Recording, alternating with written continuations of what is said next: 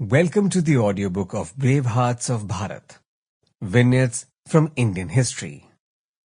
Written by Vikram Sampath, narrated by Anuj Datta. Prologue. It was a warm summer evening in 2016 in the national capital when my friend Sanjeev Sanyal, eminent writer and economist, and I decided to meet after a long hiatus.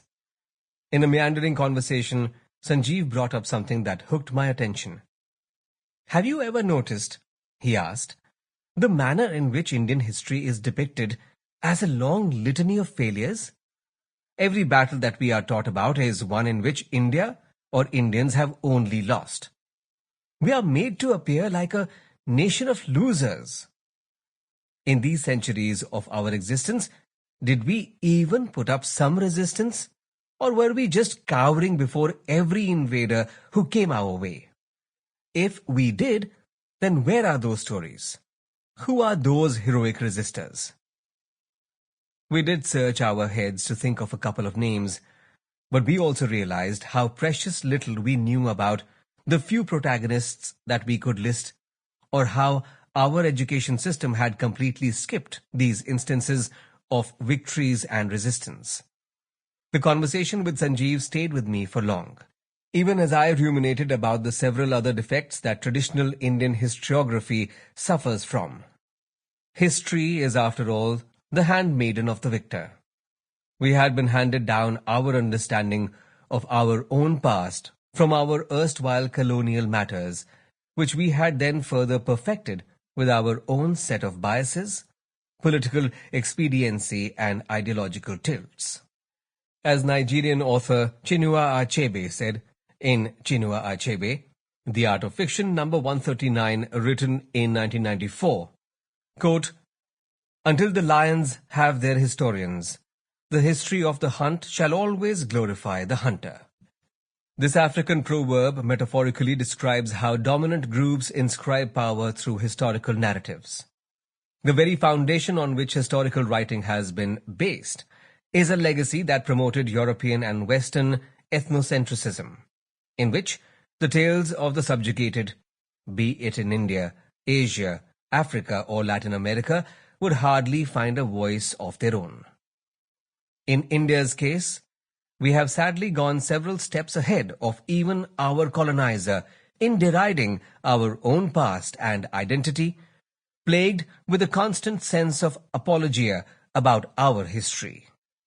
While it is certainly not a historian's task to create a sense of pride, often bordering on the slippery slope of jingoism, the converse too holds that it is not her task to merely induce a sense of shame and guilt over perceived past excesses and omissions. The other glaring loophole in the way popular Indian historiography exists, especially the one that is taught to our future generations in schools and colleges, is that it is heavily tilted towards Delhi. The popular historical narratives about regional history terming the stories coming from different parts of India as being regional alludes to there being a mainstream, central theme, and everything that does not fall within that rubric is merely regional. How does one determine what is central and what is regional? Do the Vijayanagar Empire or the mighty Karkotas of Kashmir or the Ahoms of Assam constitute regional stories, and the Delhi Sultanate the mainstream history of India and not of a limited region? Vast swathes of this land seem to have been completely ignored even as a child learns about the most obsolete and short-lived dynasties that ruled in and around Delhi, the Tughlaqs or Lodhis or Khiljis, whose substantial and lasting contribution to this country, beyond a few pieces of architecture, could well be considered as largely minimal.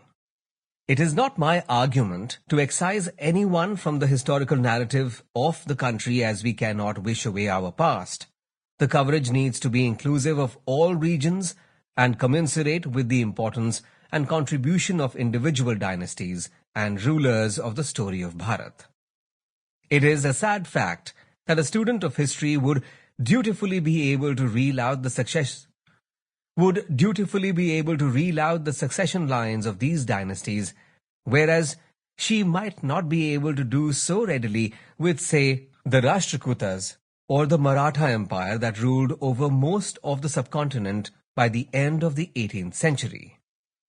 We come across mere fleeting references to the dynasties of the southern part of India like the Rashtrakutas, the Chalukyas, the Satvahanas, the mighty Cholas, the Pandyas, the prosperous Vijayanagar Empire, the Adil Shahis of the Deccan, the Vodeyars of Mysore, or the rulers of Travancore, among others.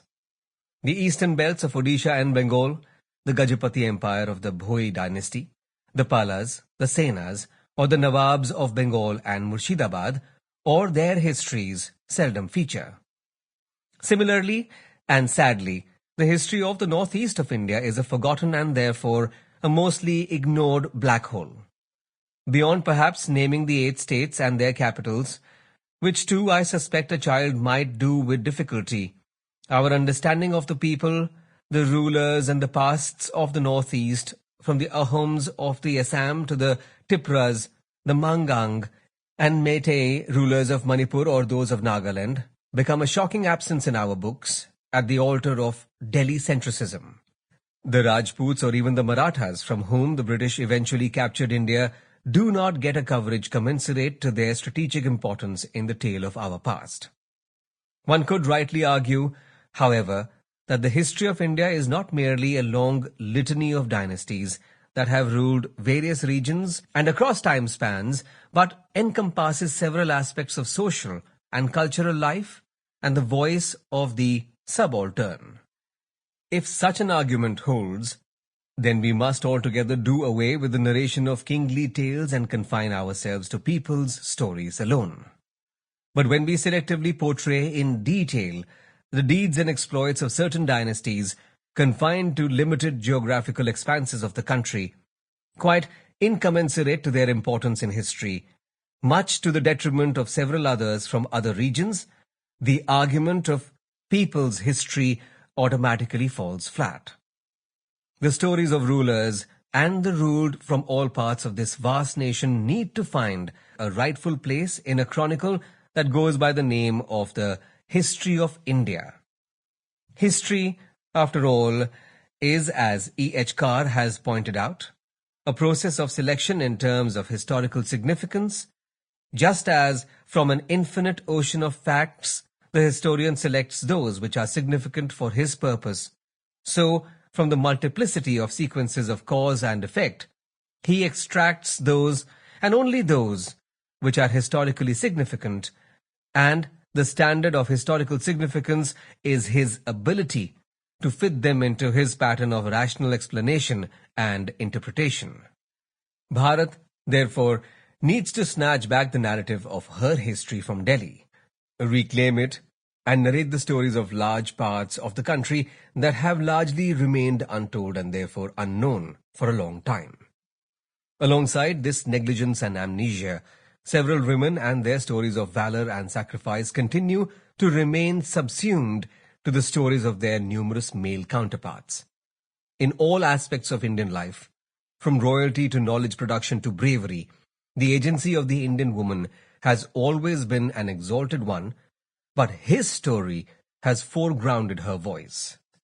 Hence, we know precious little about the Mahadevis of Odisha of the Bhomkara dynasty, Rani Didda of Kashmir, Rani Durgavati, the Abakka Ranis of Ullal, Rani Karnavati of Garhwal, Rani Mangammal of Madurai, Kittur Rani Chennamma of Keladi, Maratha Queen of Tarabai, Devi Ahilyabai Holkar of the Begums of Bhopal, among numerous others. I am conscious of the fact that the counter to which a widespread and accepted narrative runs the acute risk of being revisionist and excessively chauvinistic, hurtling down the slippery slope of jingoistic chest thumping. Everything about a golden past and the nostalgia associated with it tends to be exaggerated and eulogized. But the truth of history is always in the sober middle ground. The fact that we are still surviving as one of the most ancient civilizations of humanity, and that our cultures, traditions, languages, and religions have survived. Sample complete. Ready to continue?